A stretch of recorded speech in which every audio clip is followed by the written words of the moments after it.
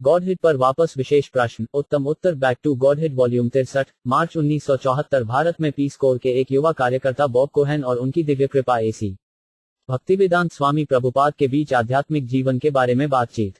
भगवान चैतन्य के जन्मस्थान मायापुर भारत में इस्कॉन इंटरनेशनल सेंटर में रिकॉर्ड किया गया। भगवान आध्यात्मिक जीवन प्रभुपाद से मिलने से पहले ये मेरे लिए ऐसे अस्पष्ट शब्द थे। मेरी हमेशा से धर्म में रुचि रही है, लेकिन भक्तों से मिलने से पहले मेरे पास आध्यात्मिक जीवन के बारे में फलदायी पूछताछ करने के लिए आवश्यक बुद्धि या उचित दृष्टिकोण नहीं था। मैं हिब्रू स्कूल गया था और पूर्वी दर्शन का अध्ययन किया था, लेकिन मुझे अपने प्रश्नों के संतोषजनक उत्तर कभी नहीं मिले। कॉलेज से स्नातक करने के बाद बीएस रसायन विज्ञान में मैं पीस कोर में शामिल हो गया और एक विज्ञान शिक्षक के रूप में भारत चला गया। भारत में मैंने हरे कृष्ण आंदोलन के बारे में पूछताछ की। मैं इसकी प्रामाणिकता के बारे में उत्सुक था। मंत्रोच्चार से आकर्षित और दर्शन में रुचिकर, मैंने भारत जाने से पहले कई बार न्यूयॉर्क में राधा कृष्ण मंदिर का दौरा किया था, लेकिन मैंने अपने लिए एक भक्त के प्रतीत होने वाले तपस्वी जीवन पर विचार नहीं किया। भारत में मैं पहली बार 1972 के अक्टूबर के दौरान कलकत्ता में कृष्ण भावनाभावित भक्तों से मिला। भक्त मुझे योग का उद्देश्य और आध्यात्मिक जीवन के बारे में पूछताछ करने की आवश्यकता को स्पष्ट रूप से समझा सकते थे। मुझे यह लगने लगा था कि वे जिन अनुष्ठानों और समारोहों का अभ्यास करते थे, वे नीरस भावुक दायित्व नहीं थे, बल्कि जीवन का एक वास्तविक समझदार तरीका था। हालांकि पहले तो मेरे लिए कृष्ण भावनामृत के दर्शन को समझना बहुत कठिन था। इतने सूक्ष्म तरीकों से मेरी पश्चिमी परवरिश ने मुझे उन चीजों को देखने से रोका जो मेरे चेहरे पर नाक की तरह सीधी थी। सौभाग्य से भक्तों ने मुझे कुछ बुनियादी तपस्या करने की आवश्यकता के बारे में आश्वस्त किया, और इस प्रकार मैं आध्यात्मिक जीवन को समझने की बुद्धि और इच्छा प्राप्त करने में सक्षम था। अब मुझे याद आ रहा है कि आध्यात्मिक और पालौकिक अस्तित्व की मेरी अवधारणाएं कितनी दूर और कठिन थीं। मैं इस समय प्रभुपाद से कुछ समय के लिए मिला, और उसके तुरंत बाद मैंने शाकाहारी बनने का फैसला किया। मुझे शाकाहारी होने पर गर्व था, लेकिन बाद में प्रभुपाद ने मुझे याद दिलाया कि कबूतर भी शाकाहारी होते हैं। फरवरी में मैं कलकत्ता में कुछ भक्तों से मिला, और उन्होंने मुझे भगवान चैतन्य के प्रकटन दिवस के सम्मान में मायापुर कलकत्ता से 90 मील उत्तर में एक पवित्र द्वीप में एक उत्सव में आमंत्रित किया, जिन्हें स्वयं कृष्ण का अवतार माना जाता है। मैं अधिक से अधिक 2 दिन रुकने की योजना बनाकर मायापुर के लिए निकला, लेकिन एक सप्ताह रुकने के बाद मैं समाप्त हो गया। वहां मैं फिर से प्रभुपाद से मिला। मैं द्वीप पर एकमात्र पश्चिमी अभक्त था, और चूंकि मैं भक्तों के साथ उनकी भूमि पर रह रहा था, कृष्ण भावनामृत के बारे में गहराई से जानने का यह एक अनूठा अवसर था। जब मैं प्रभुपाद से मिला तो उन्होंने मुझसे पूछा कि मैं कैसा था और यदि मेरे कोई प्रश्न हैं। भक्तों ने मुझे समझाया था कि प्रभुपाद आध्यात्मिक जीवन के बारे में किसी भी प्रश्न का उत्तर दे सकते हैं, क्योंकि वे आध्यात्मिक गुरुओं के एक शिष्य उत्तराधिकार का प्रतिनिधित्व करते हैं। मैंने सोचा था कि प्रभुपाद वास्तव में जान सकते हैं कि दुनिया में क्या हो रहा है। आखिरकार उनके भक्तों ने यह दावा किया, और मैं उनके भक्तों की प्रशंसा और सम्मान करता था। तो इसी बात को ध्यान में रखते हुए मैंने अपना सवाल पूछना शुरू किया। अनजाने में मैंने एक आध्यात्मिक गुरु से उचित तरीके से संपर्क किया था, विनम्रतापूर्वक आध्यात्मिक मामलों के बारे में प्रश्न पूछ रहा था। प्रभुपाद प्रसन्न हुए, और अगले कई दिनों तक उन्होंने मेरे प्रश्नों का उत्तर दिया। मैंने उनसे ज्यादातर अकादमिक दृष्टिकोण से पूछा, लेकिन प्रभुपाद ने हमेशा मुझे व्यक्तिगत उत्तर दिए ताकि मैं आध्यात्मिक जीवन को अपना सकूं। प्रभुपाद धैर्यपूर्वक मुझे यह समझने में मदद करने की कोशिश कर रहे थे कि कृष्ण भगवान सर्वोच्च भोक्ता, सर्वोच्च मित्र और सर्वोच्च मालिक हैं। मैंने स्पष्ट को स्वीकार करने में कई बाधाएं रखी कि मुझे भगवान को समझने के लिए ईश्वर चेतना के बारे में गंभीर होना होगा, लेकिन प्रभुपाद ने अथक रूप से फिर भी मुझ पर कृपा की। अब मैं संयुक्त राज्य अमेरिका में रटगर्स में भूविज्ञान में अपनी मास्टर डिग्री के लिए काम कर रहा हूं, परिसर में कृष्ण जागरूक गतिविधियों को प्रायोजित कर रहा हूं, हर दिन हरे कृष्ण का जाप कर रहा हूं, और न्यूयॉर्क में मंदिर में भक्तों के साथ जुड़ रहा हूं। धीरे धीरे भौतिक बाधाओं पर विजय प्राप्त कर रहा हूं। श्री प्रभुपाद की कृपा के कारण मुझे एक सच्चे आत्म साक्षात्कार व्यक्ति से आध्यात्मिक जीवन के बारे में पूछताछ करने के महत्व का एहसास हुआ है। इस प्रकार आध्यात्मिक जीवन मेरे लिए अधिक वास्तविक और कम भावुक हो गया है। बॉब कोहेन श्रील प्रभुपाद, यह आंदोलन विशेष रूप से मनुष्य को जीवन के वास्तविक लक्ष्य तक पहुंचने में सक्षम बनाने के लिए है। बॉब, असली लक्ष्य? श्रील प्रभुपाद, जीवन का वास्तविक लक्ष्य। बॉब, क्या जीवन का वास्तविक लक्ष्य ईश्वर को जानना है? श्रील प्रभुपाद, हाँ, घर वापस जाने के लिए, वापस भगवान के पास। यही जीवन का वास्तविक लक्ष्य है। जैसे समुद्र से जो पानी आता है वह बादल बनाता है, बादल बारिश के रूप में गिरते हैं, और वास्तविक लक्ष्य नदी में बहकर फिर से समुद्र में प्रवेश करना है। तो हम भगवान से आए हैं, और अब हम इस भौतिक जीवन से शर्मिंदा हैं। इसलिए हमारा उद्देश्य इस शर्मनाक स्थिति से बाहर निकलना और घर वापस जाना चाहिए, वापस भगवान के पास जाना चाहिए। यही जीवन का वास्तविक लक्ष्य है। ममोपैत्य पुनर्जन्म दुहखलायम अस्वत नप्नुवंती महात्मा समसिद्धिम परम गठः। मुझे प्राप्त करने के बाद महान आत्माएं जो योगी की भक्ति में हैं, इस अस्थायी दुनिया में कभी नहीं लौटती हैं, जो दुखों से भरी हुई है, क्योंकि उन्होंने सर्वोच्च पूर्णता प्राप्त की है। भभ 8.15 यह भगवद गीता का संस्करण है। यदि कोई मेरे पास आता है ममोपैत्य, वह फिर वापस नहीं आता। कहाँ पे? इस स्थान के लिए दुहखलायम अश्वत्वम। यह स्थान दुखों का धाम है। सब जानते हैं, लेकिन उन्हें तथाकथित नेताओं ने मूर्ख बनाया है। यह दुखी जीवन है, भौतिक जीवन। कृष्ण कहते हैं, भगवान कहते हैं कि यह स्थान दुहखलायम है, यह दुखों का स्थान है। और यह अश्वम भी है, अस्थायी। आप कोई समझौता नहीं कर सकते। ठीक है, इसे दुखी रहने दो। मैं यहाँ एक अमेरिकी या भारतीय के रूप में रहूंगा। नहीं, वह भी आप नहीं कर सकते। आप अमेरिकी नहीं रह सकते। आप सोच सकते हैं कि अमेरिका में जन्म लेकर आप बहुत खुश हैं, लेकिन आप लंबे समय तक अमेरिकी नहीं रह सकते। आपको उस जगह से बाहर निकालना होगा, और आपका अगला जीवन आप नहीं जानते। इसलिए यह दुःखलयम अश्वत्वम दुखी और अस्थायी है। यही हमारा दर्शन है, बॉब। लेकिन जब आपको भगवान का कुछ ज्ञान होता है, तो जीवन इतना दुखी नहीं होता है। श्री प्रभुपाद, नहीं, कुछ ज्ञान नहीं चलेगा, आपको संपूर्ण ज्ञान होना चाहिए। जन्म कर्म च में दिव्यम एवं यो वेट्टि तत्व भ 4.9 तत्व का अर्थ है पूरी तरह से भगवद गीता में पूर्ण ज्ञान सिखाया जा रहा है। इसलिए हम मानव समाज को भगवद गीता सीखने और अपने जीवन को परिपूर्ण बनाने का मौका दे रहे हैं। वह कृष्ण भावनामृत आंदोलन है। आत्मा का विज्ञान। श्री प्रभुपाद, आपका विज्ञान आत्मा के स्थानांतरण के बारे में क्या कहता है? बॉब, मुझे लगता है कि विज्ञान इसे नकार या पुष्टि नहीं कर सकता। विज्ञान यह नहीं जानता। श्री प्रभुपाद, इसलिए मैं कहता हूं कि विज्ञान अपूर्ण है। बॉब, हालांकि विज्ञान कुछ कह सकता है। विज्ञान में कहा गया है कि ऊर्जा कभी नष्ट नहीं होती, यह बस बदल गया है। श्री प्रभुपाद, यह ठीक है, लेकिन भविष्य में ऊर्जा कैसे काम कर रही है यह विज्ञान नहीं जानता। ऊर्जा कैसे डाइवर्ट की जाती है, कैसे विभिन्न जोड़तोड़ से ऊर्जा अलग तरह से काम कर रही है। उदाहरण के लिए, विद्युत ऊर्जा अलग अलग हैंडलिंग से यह हीटर का संचालन कर रहा है और यह रेफ्रिजरेटर का संचालन कर रहा है। वे बिल्कुल विपरीत हैं, लेकिन विद्युत ऊर्जा वही है।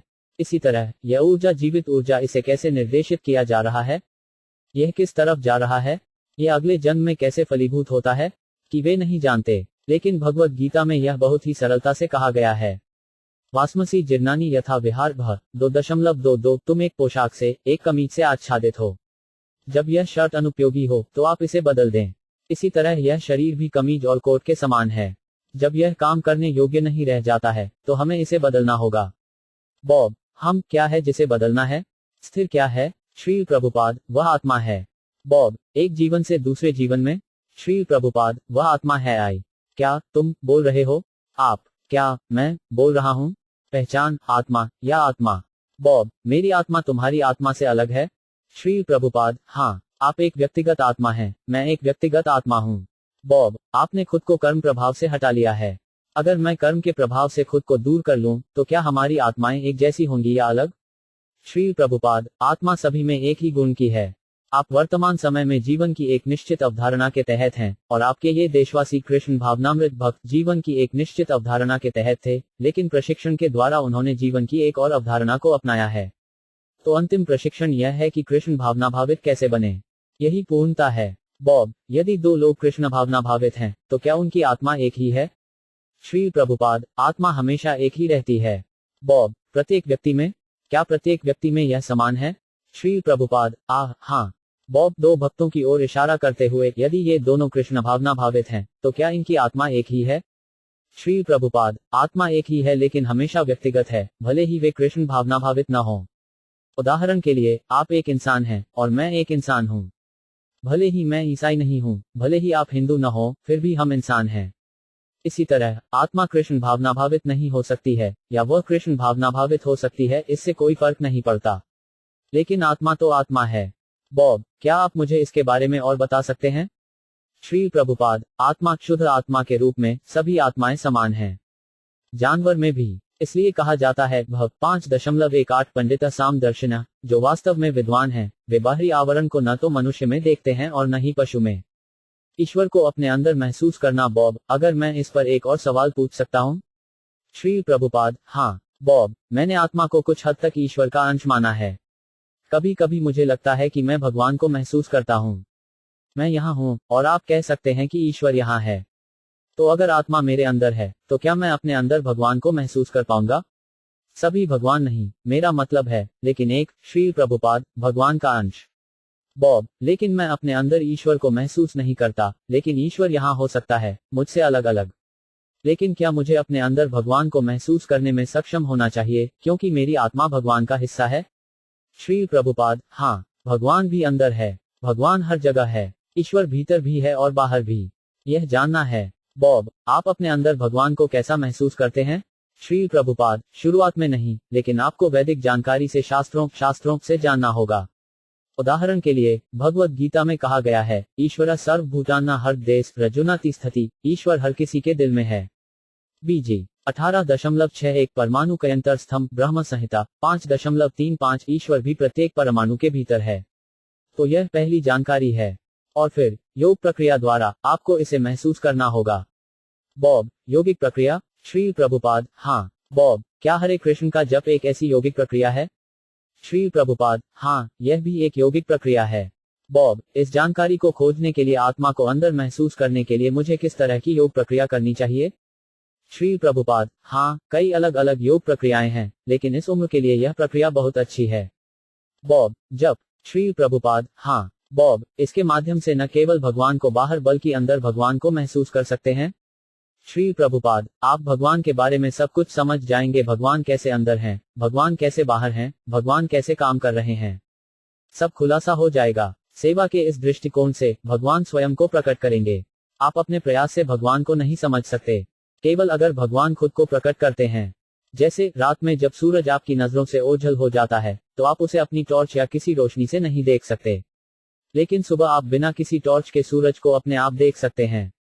इसी तरह आपको एक स्थिति बनानी होगी, आपको अपने आप को एक ऐसी स्थिति में रखना होगा जिसमें भगवान प्रकट होंगे।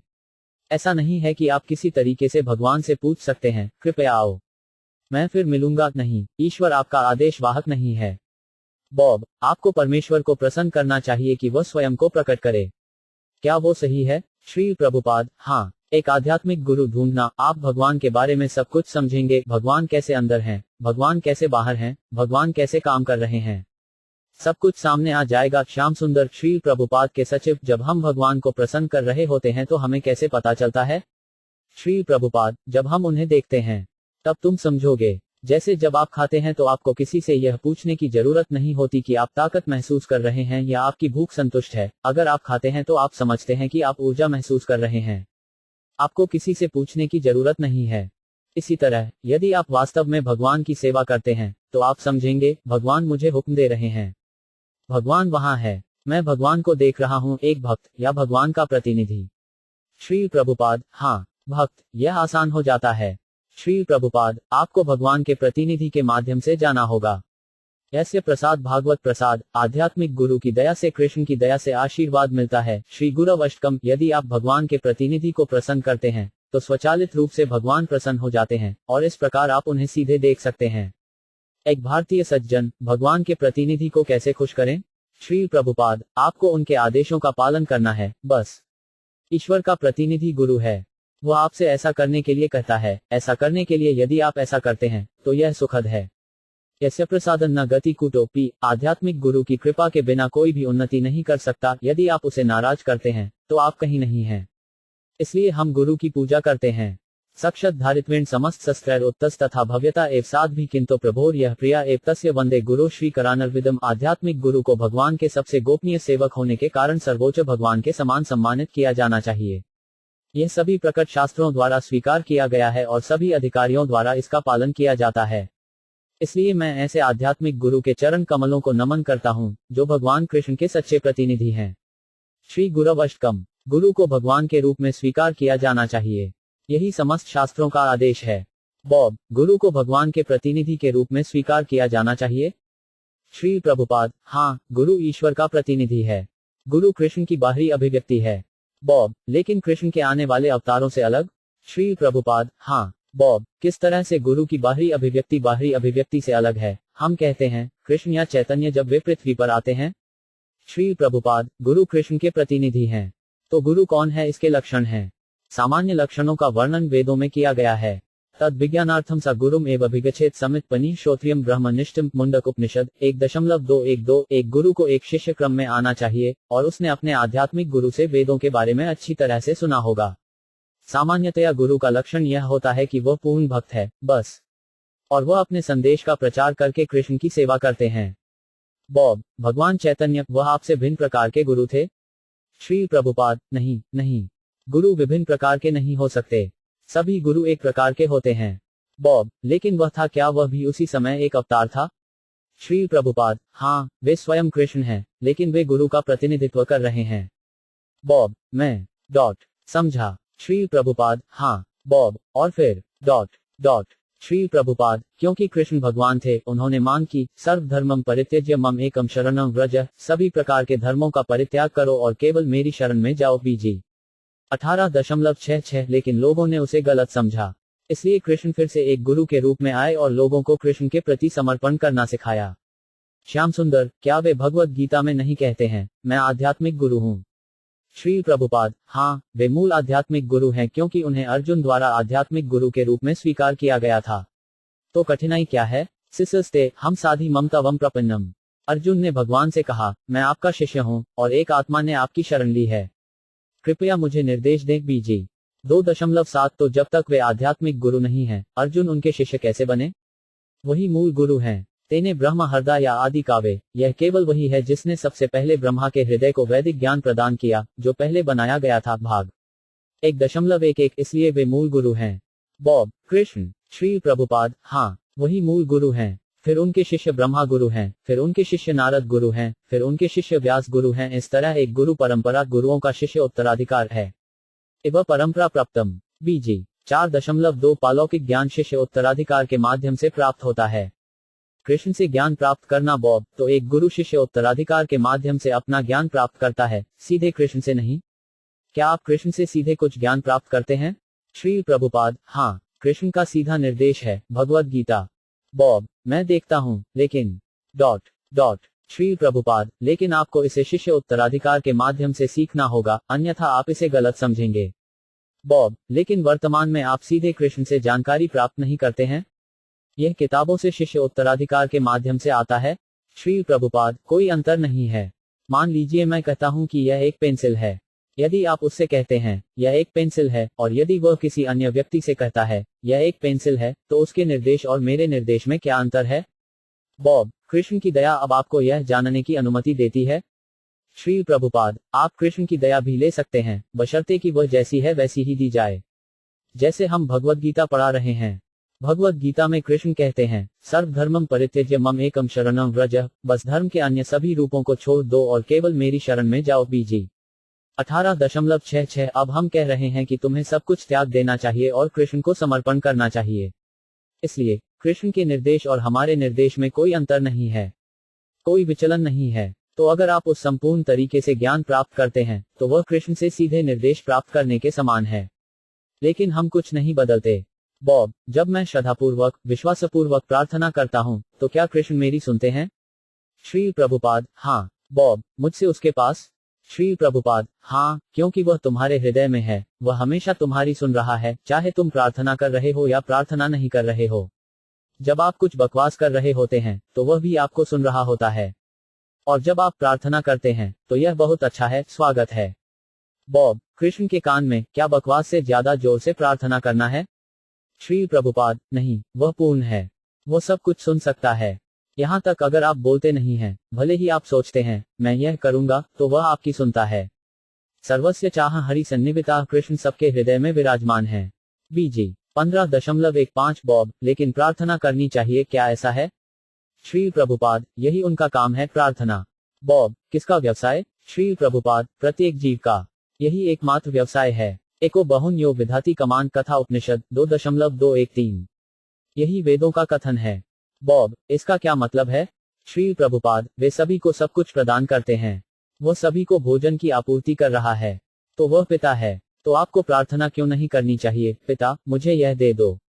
जैसे ईसाई बाइबल में है, पिताजी हमें हमारी दैनिक रोटी दो, यह अच्छा है, वे परमपिता को स्वीकार कर रहे हैं। लेकिन बड़े बच्चों को बाप से नहीं मांगना चाहिए। बल्कि उन्हें पिता की सेवा के लिए तैयार रहना चाहिए। वह है भक्ति। बॉब, मेरे सवालों को आप बहुत अच्छी तरह से हल करते हैं। सब स्नेह से हंसते हैं। श्री प्रभुपाद, बहुत बहुत धन्यवाद। बॉब, तो क्या मुझे अब आपसे एक और सवाल पूछना चाहिए? श्री प्रभुपाद, ओह हाँ, सेक्स और मुक्ति। बॉब, मैंने भक्तों से पूछा है कि वे अपने संबंधों में सेक्स के प्रति कैसा महसूस करते हैं, और मैं उन्हें कैसा महसूस करता हूं, लेकिन मैं खुद को उसी तरह अभिनय करते नहीं देख सकता। देखिए, इस गर्मी के अंत में मेरी शादी हो जाएगी। श्री प्रभुपाद, बॉब, मेरी शादी इस गर्मी के अंत में, सितंबर या अगस्त में होगी, जब मैं अमेरिका लौटूंगा। और भक्त कहते हैं कि गृहस्थ केवल एक बच्चे को गर्भ धारण करने के लिए यौन संबंध रखते हैं, और मैं खुद को ऐसी स्थिति में बिल्कुल भी नहीं देख सकता, और भौतिक दुनिया में रहते हुए किस तरह का यौन जीवन जी सकता है? श्री प्रभुपाद, वैदिक सिद्धांत यह है कि व्यक्ति को यौन जीवन से पूरी तरह बचना चाहिए। भौतिक बंधनों से मुक्ति पाना ही संपूर्ण वैदिक सिद्धांत है। भौतिक भोग के लिए अलग अलग लगाव होते हैं, जिनमें यौन जीवन सर्वोच्च आनंद है। भागवत कहता है कि यह भौतिक संसार पुंसः स्त्राय मिथुनी भवम एतम भाग 5.58 पुरुष महिलाओं से जुड़ा है, और महिला पुरुष से जुड़ी है। मानव समाज में ही नहीं, पशु समाज में भी वह लगाव भौतिक जीवन का मूल सिद्धांत है। तो एक महिला एक पुरुष की संगति की लालसा या तलाश कर रही है, और एक पुरुष एक महिला की संगति की लालसा या तलाश कर रहा है। सभी काल्पनिक उपन्यास, नाटक, सिनेमा और यहाँ तक साधारण विज्ञापन भी जो आप देखते हैं, वह केवल स्त्री और पुरुष के बीच के लगाव को दर्शाता है। दर्जी की दुकान में भी खिड़की में कोई स्त्री और कोई पुरुष मिलेगा। प्रवृत्तिर एसम भूतनम निवृत्तिस्तु महाफिलम मनु संहिता। तो यह लगाव पहले से ही है। बॉब, पुरुष और महिला के बीच लगाव संपूर्ण वैदिक सिद्धांत भौतिक बंधनों से मुक्ति पाने के लिए है। श्री प्रभुपाद, पुरुष और स्त्री। तो यदि आप इस भौतिक संसार से मुक्ति पाना चाहते हैं, तो उस मोह को शून्य कर देना चाहिए। अन्यथा बस और आसक्ति आपको पुनर्जन्म लेना होगा, या तो मनुष्य के रूप में, या देवता के रूप में, या पशु के रूप में, सर्प के रूप में, पक्षी के रूप में, पशु के रूप में जन्म लेना पड़ेगा। तो लगाव बढ़ाने का यह मूल सिद्धांत हमारा व्यवसाय नहीं है, हालांकि यह सामान्य प्रवृत्ति है। ग्रह, क्षेत्र, सूत, घर, भूमि, पुत्र। लेकिन अगर कोई इसे कम कर सकता है और रोक सकता है, तो वह प्रथम श्रेणी है। इसलिए हमारी वैदिक प्रणाली सबसे पहले एक लड़के को ब्रह्मचारी के रूप में प्रशिक्षित करना है, सेक्स लाइफ नहीं। वैदिक सिद्धांत आसक्ति को कम करना है, बढ़ाना नहीं। इसलिए पूरी व्यवस्था को वर्णाश्रम धर्म कहा जाता है। भारतीय व्यवस्था वर्ण और आश्रम की मांग करती है 4 सामाजिक आदेश और 4 आध्यात्मिक आदेश। ब्रह्मचर्य, ब्रह्मचारी छात्र जीवन, गृहस्थ विवाहित जीवन, वानप्रस्थ सेवानिवृत्त जीवन, और संन्यास त्याग जीवन, ये आध्यात्मिक आदेश हैं।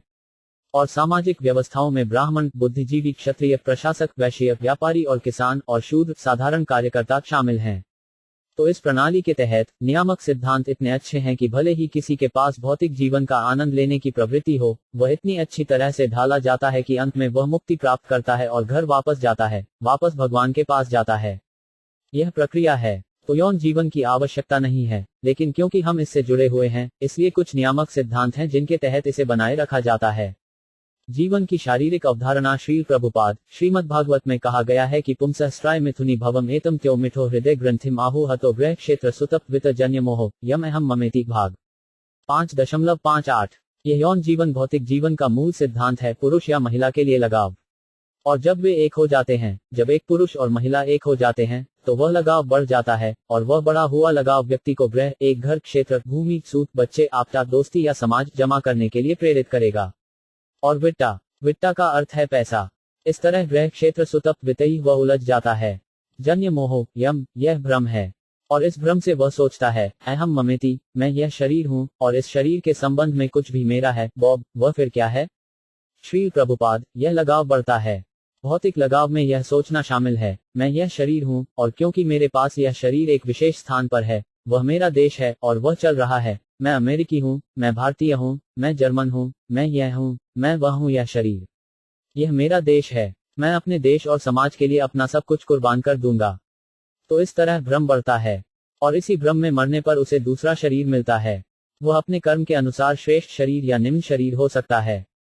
तो अगर उसे श्रेष्ठ शरीर मिलता है, तो वह भी एक उलझाव है, भले ही वह स्वर्गीय ग्रहों में जाता हो। लेकिन अगर वह बिल्ली या कुत्ता बन जाए तो उसकी जान चली जाती है, या एक पेड़, इसकी पूरी संभावना है। तो यह विज्ञान दुनिया में नहीं जाना जाता है, आत्मा एक शरीर से दूसरे शरीर में कैसे प्रवेश कर रही है, और कैसे विभिन्न प्रकार के शरीरों में फंस रही है। यह विज्ञान अज्ञात है। इसलिए जब अर्जुन बोल रहा था, अगर मैं अपने भाई को मार दूं, अगर मैं अपने दादा को दूसरी तरफ मार दूं, वह केवल जीवन की शारीरिक अवधारणा के आधार पर सोच रहा था। लेकिन जब उनकी समस्याओं का समाधान नहीं हो सका, तो उन्होंने कृष्ण के सामने आत्मसमर्पण कर दिया और उन्हें आध्यात्मिक गुरु के रूप में स्वीकार कर लिया। और जब कृष्ण उनके आध्यात्मिक गुरु बने, तो उन्होंने शुरुआत में अर्जुन को ताड़ना दी, असोसान अन्वासोकस्तवम प्रज्ञा वदम्स भस्य गत्सुन आगत्सम्स नानुसोकांति पंडित भ 2.11 आप एक विद्वान व्यक्ति की तरह बात कर रहे हैं, लेकिन आप मूर्ख नंबर 1 हैं, क्योंकि आप जीवन की शारीरिक अवधारणा के बारे में बात कर रहे हैं। तो यह यौन जीवन की शारीरिक अवधारणा को बढ़ाता है। इसलिए पूरी प्रक्रिया इसे शून्य करने के लिए है। बॉब, इसे अपने जीवन के चरणों में कम करने के लिए? श्री प्रभुपाद, हाँ, इसे कम करें। जिस प्रकार एक लड़के को 25 वर्ष तक के छात्र के रूप में प्रशिक्षित किया जाता है, यौन जीवन को प्रतिबंधित करता है।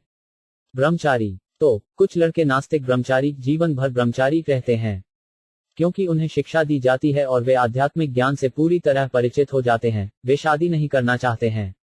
लेकिन जिसके पास ऐसा कोई संयम नहीं है, उसे शादी करने की अनुमति है। वह भी प्रतिबंधित है, वह बिना शादी किए यौन जीवन नहीं जी सकता।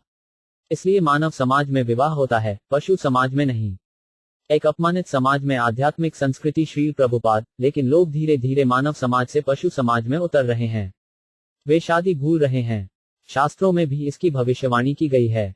दंपटे भिरुचिर हेतु कलयुग में झगड़े का वर्तमान युग, अंततः कोई विवाह प्रदर्शन नहीं होगा। लड़का और लड़की बस साथ रहने के लिए राजी हो जाएंगे और उनका रिश्ता यौन शक्ति पर टिका रहेगा। अगर पुरुष या महिला के यौन जीवन में कमी है, तो तलाक होता है। तो इस दर्शन के लिए फ्रॉइड और अन्य जैसे कई पश्चिमी दार्शनिक हैं जिन्होंने इतनी सारी किताबें लिखी हैं। लेकिन वैदिक संस्कृति के अनुसार हम केवल बच्चे पैदा करने के लिए सेक्स में रुचि रखते हैं, बस। यौन जीवन के मनोविज्ञान का अध्ययन नहीं करना, उसके लिए पहले से ही प्राकृतिक मनोविज्ञान है। कोई दर्शन न भी पढ़े तो भी उसका झुकाव कामुक होता है। स्कूल कॉलेजों में किसी को नहीं पढ़ाया जाता है। हर कोई पहले से ही जानता है कि यह कैसे करना है। वह हंसता है, यही सामान्य प्रवृत्ति है। लेकिन इसे रोकने के लिए शिक्षा दी जानी चाहिए। यही वास्तविक शिक्षा है। एक लंबा विराम है। साइकिल के हॉर्न की आवाज से भरा हुआ, बच्चे खेल रहे हैं और लोगों की भीड़ एक दूसरे को पुकार रही है। बॉब, वर्तमान में अमेरिका में यह एक कट्टरपंथी अवधारणा है। श्री प्रभुपाद, ठीक है, अमेरिका में ऐसी बहुत सी चीजें हैं जिनमें सुधार की आवश्यकता है और यह कृष्ण भावनामृत आंदोलन वह लाएगा। मैं तुम्हारे देश में गया और देखा कि लड़के लड़की दोस्त की तरह रह रहे हैं। इसलिए मैंने अपने छात्रों से कहा, तुम एक साथ दोस्त बनकर नहीं रह सकते, तुम्हें अपनी शादी कर लेनी चाहिए। बॉब, बहुत से लोग देखते हैं कि शादी भी पवित्र नहीं है, इसलिए उन्हें शादी करने की कोई इच्छा नहीं है। क्योंकि लोग शादी कर लेते हैं और अगर चीजें ठीक नहीं होती हैं, तो वे इतनी आसानी से तलाक ले लेते हैं। श्री प्रभुपाद, हाँ, वह भी। बॉब, कि कुछ लोगों को लगता है कि शादी करना अर्थपूर्ण नहीं है। श्री प्रभुपाद, नहीं, उनका विचार है कि विवाह वैध वेश्यावृत्ति के लिए है। वे ऐसा सोचते हैं, लेकिन यह शादी नहीं है। वह ईसाई अखबार भी, वह क्या है? घड़ी, श्याम सुंदर, प्रैरी दुर्ग। श्री प्रभुपाद, प्रैरी दुर्ग। इसने आलोचना की है कि एक पुजारी ने 2 पुरुषों समलैंगिकता के बीच विवाह की अनुमति दी है। तो ये सब बातें चल रही हैं। वे इसे विशुद्ध रूप से वेश्यावृत्ति के लिए लेते हैं, बस। तो इसलिए लोग सोच रहे हैं, एक नियमित वेश्या को इतने भारी खर्च पर रखने से क्या फायदा? यह ना होना ही बेहतर है। श्याम सुंदर, आप गाय और बाजार के उस उदाहरण का उपयोग करते हैं। श्री प्रभुपाद, हाँ, जब बाजार में दूध उपलब्ध है, तो गाय रखने से क्या फायदा? सब हंसते हैं। पश्चिमी देशों में यह एक बहुत ही घृणित स्थिति है, मैंने इसे देखा है। यहाँ भी भारत में धीरे धीरे यह आ रहा है। इसलिए हमने लोगों को आध्यात्मिक जीवन के आवश्यक सिद्धांतों में शिक्षित करने के लिए यह कृष्ण भावनामृत आंदोलन शुरू किया है। यह एक सांप्रदायिक धार्मिक आंदोलन नहीं है। यह सभी के लाभ के लिए एक आवश्यक सांस्कृतिक आंदोलन है।